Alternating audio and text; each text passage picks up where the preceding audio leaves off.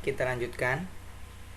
Teorema selanjutnya dikatakan bahwa jika A tidak sama dengan B adalah dua titik yang berbeda, maka hanya ada satu buah setengah putaran yang memetakan A ke B. Mari kita buktikan.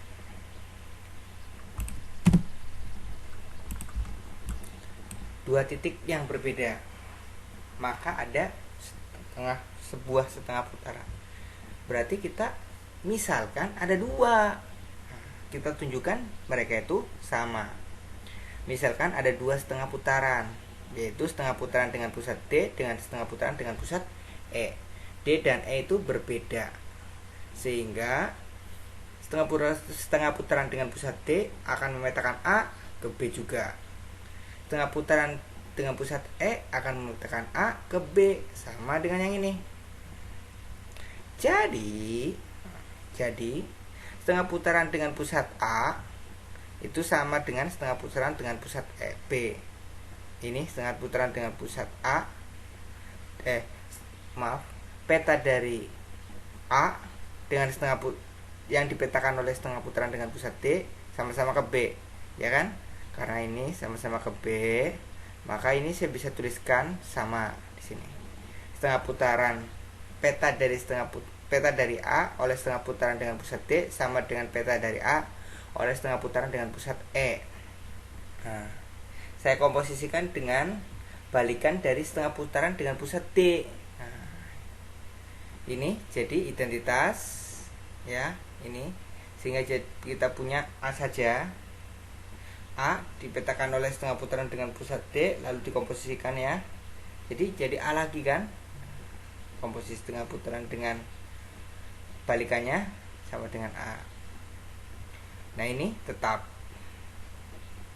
Nah, setengah putaran dengan pusat D itu sama dengan inverse dari balikan dari setengah putaran dengan pusat D akan sama dengan setengah putaran dengan pusat D. Ini sama dengan balikannya, karena setengah putaran balikannya sama dengan setengah putaran itu, sehingga ini sama. Peta dari A oleh komposisi setengah putaran dengan pusat D dan pusat E adalah A lagi. Artinya titik ini A dipetakan lagi ke A. Ini berarti titik A itu invarian.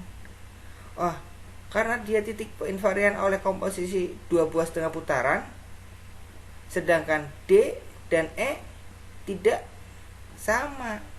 Ini tidak sama. D dan E tidak sama. Ini tidak mungkin. Karena berdasarkan tadi yang mengatakan bahwa komposisi setengah putaran dengan pusat-pusat yang berbeda tidak memiliki titik invarian.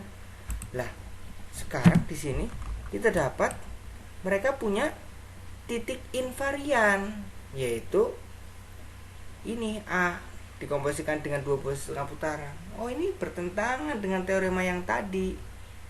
Oleh karena itu, pengandaiannya salah.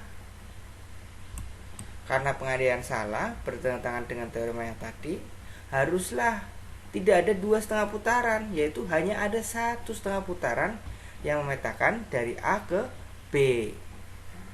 Seperti itu.